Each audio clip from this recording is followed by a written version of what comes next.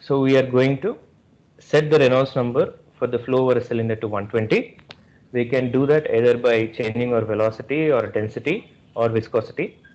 Since we have set the diameter of the cylinder to be 1 meter, we can compute uh, any of the flow variable, we can set it. So we have taken the viscosity to be that value. Obviously, this does not correspond to the density of the fluid, that is air's density. So this is some other fluid which corresponds to Reynolds number 120. So even if you do the same experiment for flow over a cylinder using air, and if you change your velocity, we know that the density of air is fixed and the viscosity is fixed in a wind tunnel. You cannot make any changes to that. So the only change that you could make is in the velocity. Maybe you can compute the corresponding velocity, and if you start your wind tunnel, the flow for Reynolds number 120 will look exactly the same. Okay, that's the idea of a Reynolds number. If you remember your non-dimensional analysis or Buckingham pi theorem, the main concept of Reynolds number is that the flow characteristics will be the same if you keep your non-dimensional numbers the same. Okay, fine. So the governing equations that we are going to select are the unsteady governing equations, that is the continuity equation followed by x and y momentum equations. This is a 2D problem, so we are not going to Fluent will not solve the W component of Z Navier-Stokes equation, Z momentum equation, and there is no energy equation. Okay, because there are no changes in temperature, so we don't need to solve the energy equation. Okay, so we know about our fluid, we know about what geometry we are looking at. It's a cylinder of 1 meter diameter, and we know which governing equations that we are going to solve.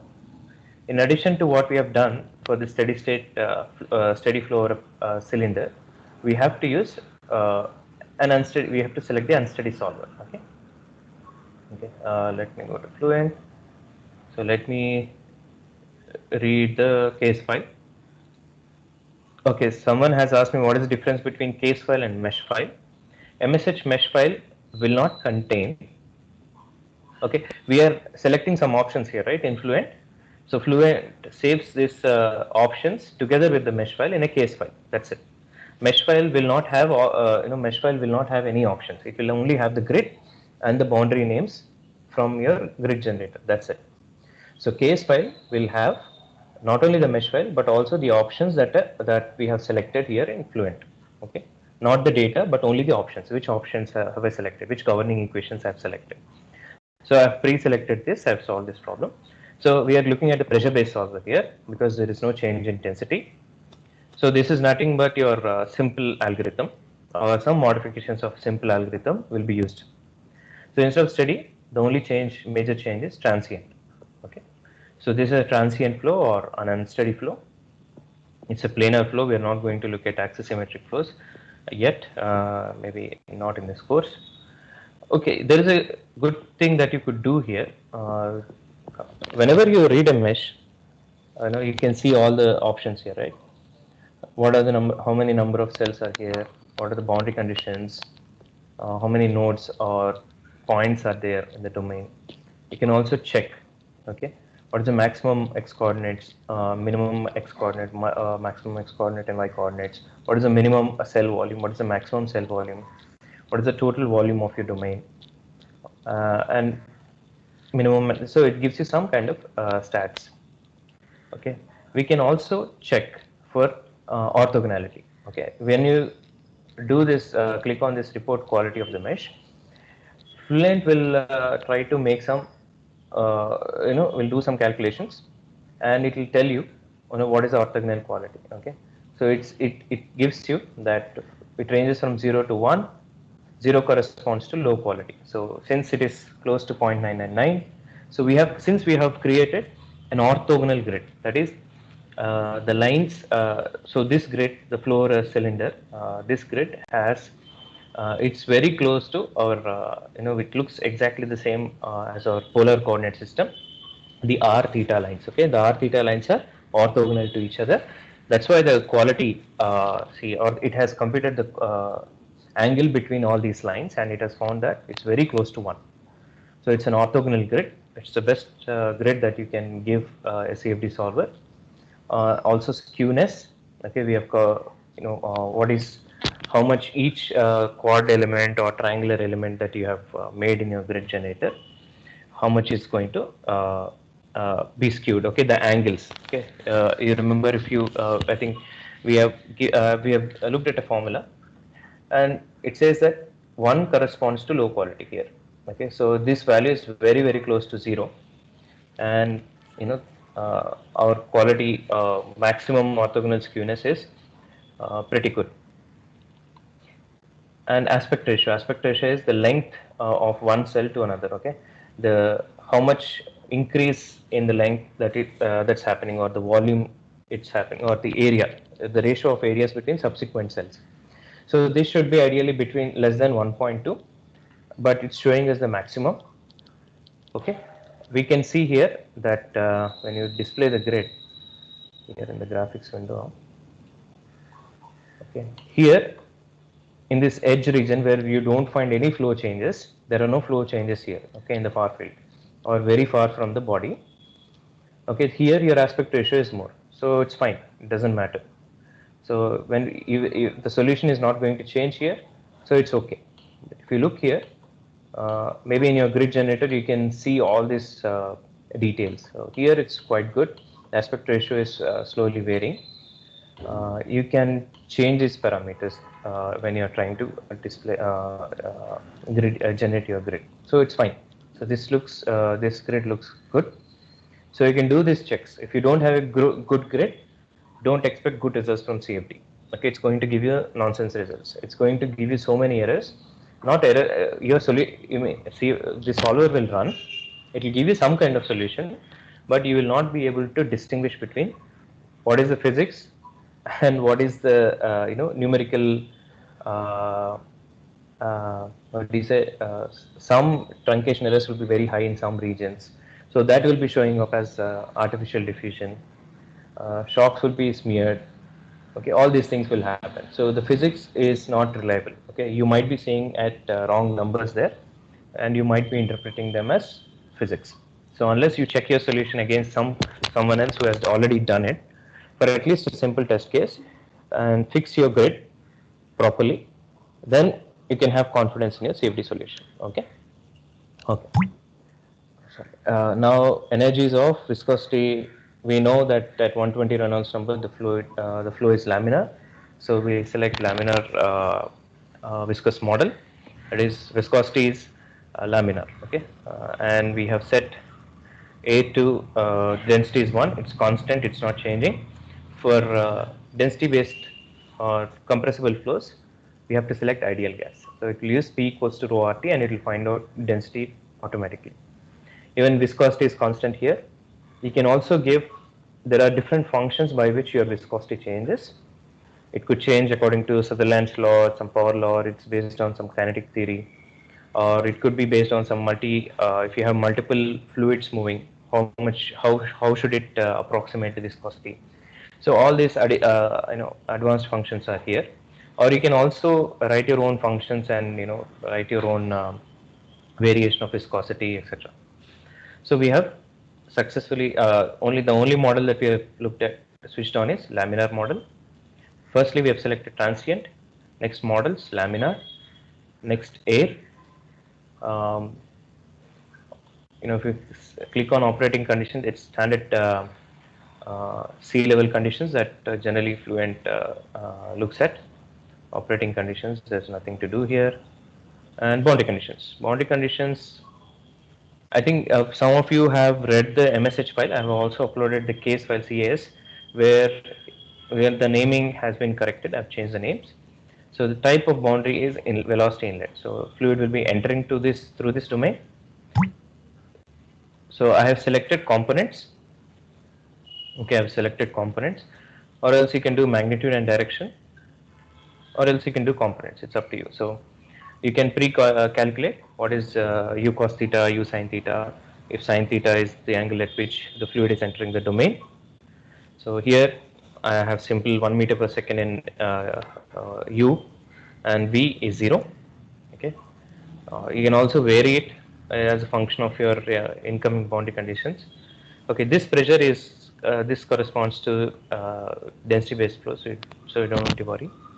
Next, outlet, pressure outlet. So whatever comes in, just balance out the pressure and send it normal to the boundary. Okay, because it should go perpendicularly outside the boundary, so you select normal to the boundary. Fine. Wall, nothing to do. There's no temperature it's a stationary wall. You can also keep it as a moving wall. You can give some rotational velocity and see Magnus effect, etc., etc. You can do all these sorts of interesting things. You can slowly rotate the cylinder about its axis. So 0, 0 is its axis. You can give some radians per second, and maybe it will slowly rotate. And maybe I didn't do these kinds of problems because I don't work in Fluent. So stationary wall, that's it. It's not moving.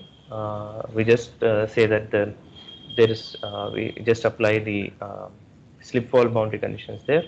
There is no dynamic mesh. Okay, reference values. This is the density. Density is 1. Say temperature is whatever it's taken. Velocity is 1 meter per second. Viscosity is how much? 0.00833. Is that it? Compute from default interior. Okay. How can I set it? Okay, is that it? Okay. Yeah. Now we have set the boundary conditions, reference values, all these things. Solution method. Okay, you'll be surprised to see that 1972 simple algorithm is still popular in 2020, even after 50 years of its thing. Simple C is an advancement to simple algorithm, and PISO is another advancement to simple algorithm. Coupled is nothing but it also solves density. Okay, it can also solve for density for Mach number greater than 0.3 for compressible flows. You can also use this algorithm coupled. You can use all these algorithms actually for density based density varying flows. Okay, you can keep the spatial discretization methods. You need not change them. We're not going for. You can see here how pressure needs to be calculated, or how your gradient is being calculated, or what is the approximation. So you can see here first order upwind, second order upwind, quick scheme is here.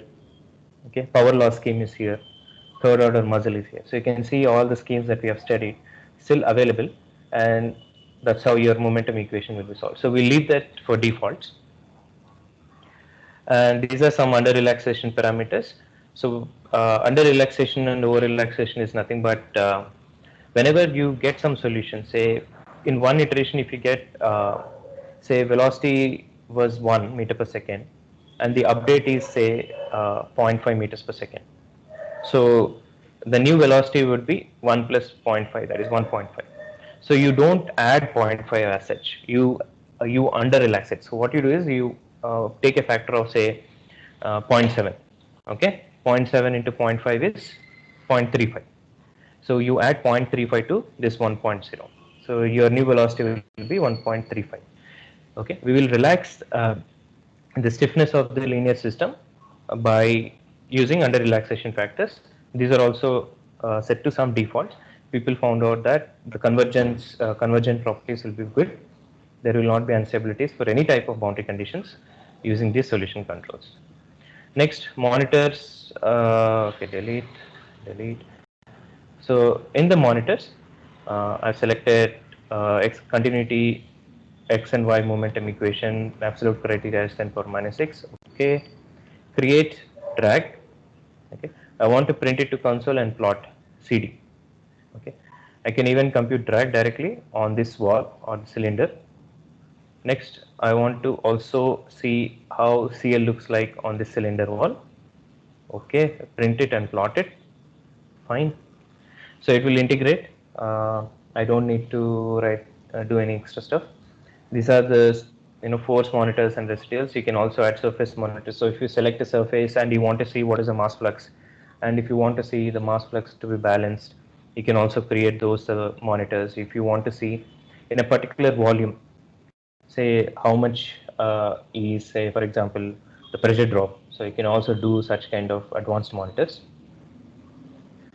Then yeah, initialization. Okay, in this particular problem, there is no initially. Yesterday, someone asked me, sir, it's going for cell adaptation. Actually, what it does is we can mark a region. Okay, in the tutorial, it has been given as mark some region. Okay, it is we are not clicking on adapt. Okay, we have selected some patch of the region, XY region. Okay, chunk of this region. We have said mark. Okay, it says 7,201 cells have been marked for refinement. Okay, we have just marked it. We haven't refined it yet. Okay, so when you initialize your solution, after you initialize it, there is an option that is enabled called as patch. So when you click on this patch, you are able to select this patch. Okay, we have earlier we have marked 7,200 cells out of the domain. Okay, 7,201 cells of the domain, and we are going to set the y velocity to 0.2. And when you click on patch, okay, select this and patch. So what happens is, in that small region, your velocity, v velocity will be set to 0.2. Earlier it was set to 0 everywhere. Now it has been set to 0.2 meters per second. So if you just look at your velocity, y velocity, in the graphics console, you can see here. Okay, in that Cornell web page, they have given that by mistake they have given you some other what do you say figure. Okay, they have mentioned it here. Where is it? Where is it? Where is it?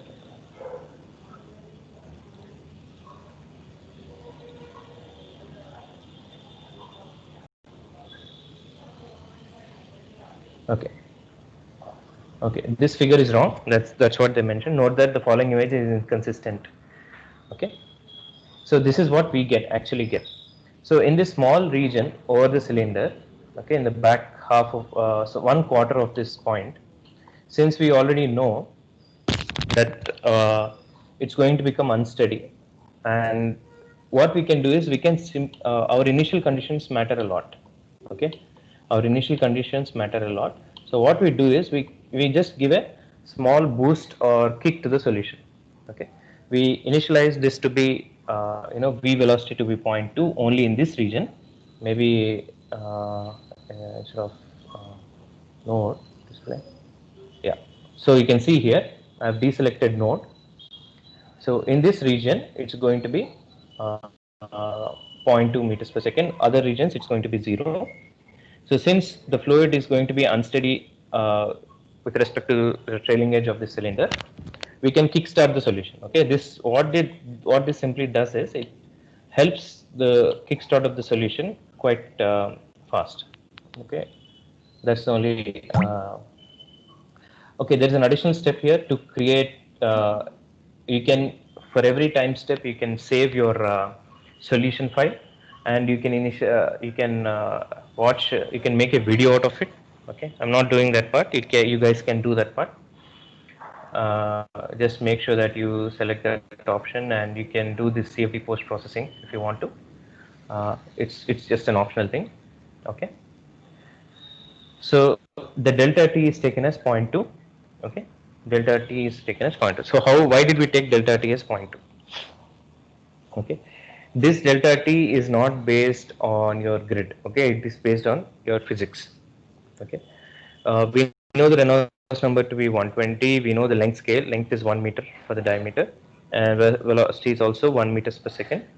So for some delta t, physical delta t, it's going to give you correct solution. So you need to know the length scales, and so these numbers you would probably get it from other researchers who have tried this for trial and error. So they start off with 1 second, then they reduce it to 0.5 second, then they reduce it to 0.25 seconds and 0.12 seconds, and so on. So they reduce it to half and see the solution quality, and that's how for this problem we have ended up with 0.2 second. Okay, we are going to run it for 400 time steps. Okay, and every internal time step for the simple algorithm to balance out pressure and velocity, we'll be looking at about simple algorithm in the next class. Maximum is 20 iterations we will use to balance out pressure and velocity, and we can calculate. Click on calculate. So you can see here that okay, my CL and CD have appeared, plots have appeared. So every 20 iterations the solution will converge internally now, and then it goes to another delta t, another delta t, another delta t. So once it converges internally, after 20 iterations it goes to the next time step. So initially your CD and CL are unrealistic numbers. So it was minus 0.7 and here it's 14 because of our initialization. These values are quite abrupt. After which you can see your CL and CD plots. So we have to wait. You can see here that every 20 iterations it's taking up the time step. Now 20 time steps are finished, 21. So we have to do 400 time steps. Okay, any questions so far? Okay, I'll Sir? yeah. Sir, can you just explain how to create that animation again? You said we had to create some calculation time steps. Animation, I don't know. I haven't seen the animation. I'm not interested in animation. No, sir. So you said that video animation. I thought it was the same thing. No. I haven't told you about video animation. Okay. Yes, sir. But you said we have to create. I just remember you saying something that we had to create some time step to. We have to find out from the net how to do that, and then we can create a video. This is the portion that talks about how to Can you create a please video. So share if you're this link? interested, no, I've given it in the experimental. Oh, okay, fine. Okay, sir. So whatever I'm talking about, I've already given you. I've already given you the case file. It's in the folder. I've already given you the experiment sheet which has this link, and I have given you all the flow variables and parameters there. Okay. All right, sir. Thank you. Yeah, if there is any information missing, do let me know. Okay, please give your attendance in the meantime. Okay, so it will run, and we can also see your CL. Okay, now CL looks more realistic. CD is close to 0, but it's not so. It's close to some value. Is it printing CD? We asked it to print, right? Yeah, CD is 1.1. So it has a lot of drag, but very less amount of lift. It's almost symmetrical about your y-axis. So we'll just see the solution. So it's quite straightforward. The only step I skipped was to create the video animation. That's up to you. You can share the final solution and the final plots. Yeah, you can experiment with different Reynolds number and see how it works. What is the what is the Reynolds number beyond which this flow over a cylinder becomes turbulent? 4,000. Is it 4,000? 400 or not? No. Cylinder critical Reynolds number, right? Critical Reynolds number. Oh, 25,000.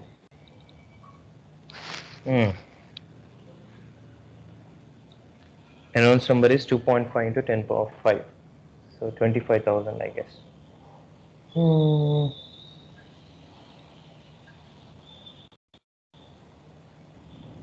I don't remember.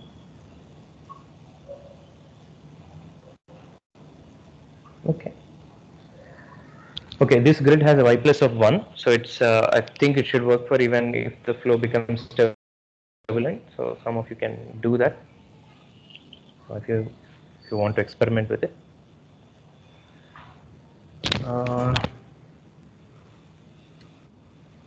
Who else? Okay, any questions so far in the experiment?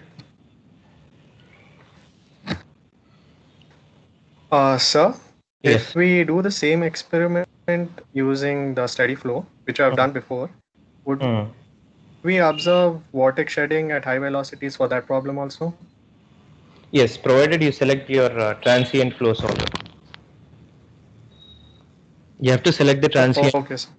Or else what Fluent will think is you're looking at a steady state problem, and it's not going to it's going to get only one snapshot of your flow field and it will stop.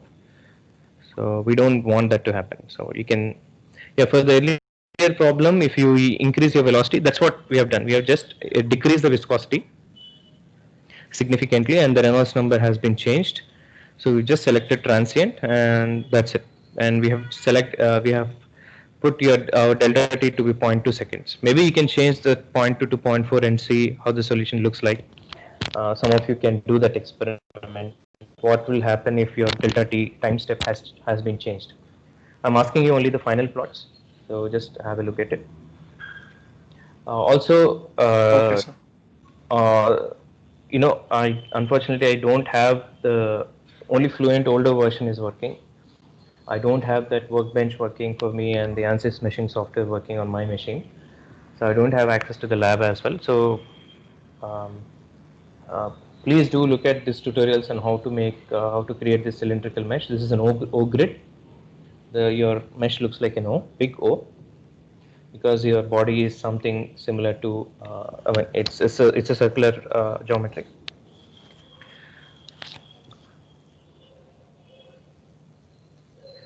So for the lab exam, Mm. for these experiments, will we be allowed to use the CAS file that you have shared with us, or will we have to create the entire mesh by ourselves before proceeding with the simulation? When is our last lab session? Let me see.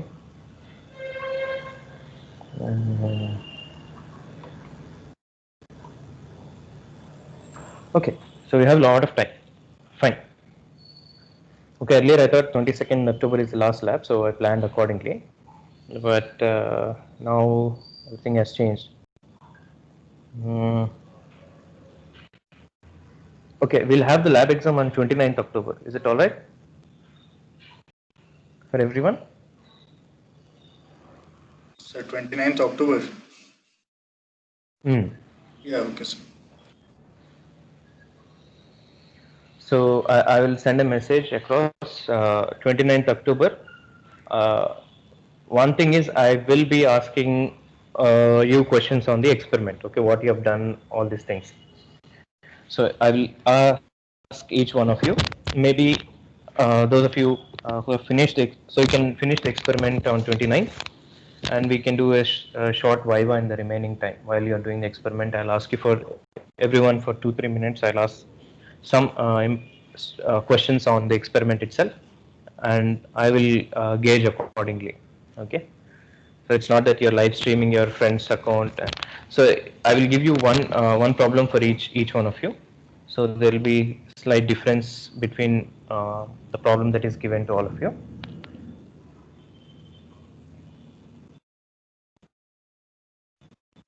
Need to submit the lab manual, fill up the important plots, write some important observations, and answer few questions that I will ask you during the lab exam. Okay. So there are 35 of you. So maybe, yeah, it should be 90 minutes, right? So maybe if we take go to cross lunch hour, we can go past 1 o'clock for some of you. So just be prepared for that on the 29th. Okay. So I have taught you 10 experiments. I have asked you to do six experiments. Yeah, meshing, I'm not sure about this thing, but yeah, apart from that, I've taught you everything else. So we have learned unsteady problems, steady problems, how to solve them, how to use the pressure-based solver, and how do you find out CL and CD using Fluent, how do you mesh for some problems, at least for simple grids. What are the different types of grids that we can create? O grid, C grid, H grid, okay, all these types of grids. So you know all the basics of CFD to this is good enough for all your projects and so on. So you can take off if you are doing some projects, or if you're doing any club related work, you will be able to use CFD. Okay, I hope everyone has given your attendance. If you have any other questions, let's see our solution. It's still running. So you can see here it's showing us the flow time. So how much flow time has passed for 50 seconds, 60 seconds. And is it converged? Oh, it's still running. So you can see the unsteady, it will not converge. It will not go to 1e minus 6. Okay, it will never go to 1e minus 6 because every delta t, your flow will be renewed, your flow field will be renewed, and your solution will, the unsteady solver will look for, it will just progress the time and it will give you the flow field variables. Okay, it's not going to converge as such. Convergence is only internal to your pressure and velocity solver. Okay, the pressure correction formula that we're going to look at. It's running. So 2D double precision, Navier-Stokes, laminar, transient. Okay. Okay, still running, still running. So I think it should go till 120 seconds or something. It's going to run. Okay. Okay, stop at the end of time step. Let's see how your flow field looks like. Contours. I can firstly look at my velocity. Yeah, velocity magnitude. Okay, there are some artifacts here because of the grid. It's okay.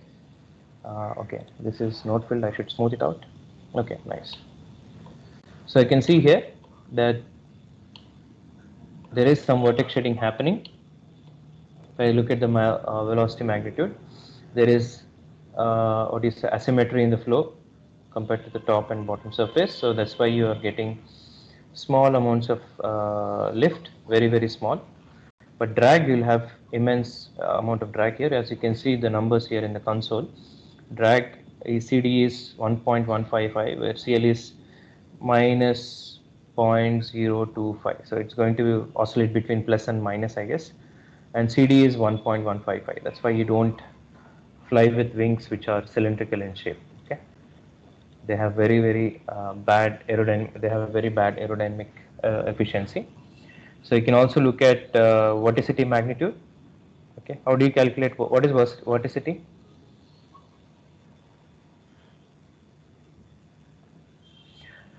Vorticity is the curl of your velocity. That is, you get a cross product of dou by dou x, dou by dou y, dou by dou z to your velocity UVW. And if you do a cross product of these two vectors, you are going to get the derivatives of velocity, products of derivatives of velocity. And if you find out that would be a vector, and if you find out the magnitude of it, you're going to get the vorticity magnitude. Okay, you can see here that near the surface we have a lot of vorticities. There is a lot of turning here. So there is the fluid turns a lot here. There is some kind of circulation region here. You can also look at these are vectors, velocity vector. Okay. Okay. There is a flow. There are a lot of flow changes here. Okay. So you can see here the fluid change is slightly changing its direction. Decelerating and accelerating. Is it changing? No, I don't think it's changing. I think it changes here, right? It changes here. Okay, so you can plug in some nice vector velocity vector plots and some other contours of your pressure. Let's see how pressure looks like. Okay, so you have bubbles of low pressure regions dropping off from behind the cylinder. You can see here that, and they are slowly dissipating into your free stream. That's your static pressure and density. There should not be any changes. Okay, it's a constant density flow. You can look at x velocity independently, y velocity independently. Okay, and what else? Stream 2D? No, there's nothing much. Only vorticity you will be able to see some changes. Okay. Okay, you can keep all these plots that I mentioned: vector plots, contour plots, maybe, and also XY plots of your CL and CD, how they look like. and what is the difference between this convergence. And if you're interested, you can also make these animations and you can post the link in your what do you say, submission, lab submission, and I'll have a look at the link. Okay, fine. Any final questions before we wrap up the session? So next week I'll clear any doubts that you have in your lab session, after which 29th October you'll be having your lab FAT exam. Okay, each one of you will be given uh, a different problem, and I will ask you maybe after you finish your lab session, I'll quickly ask you, or during the lab session, I'll ask you one or two questions, three questions at least, which will test how much you have understood about your lab. So that will be a short viva, so that I know where you guys stand and how you have understood the subject, and I can assess you how much you have learned doing these experiments. Okay. Any other questions?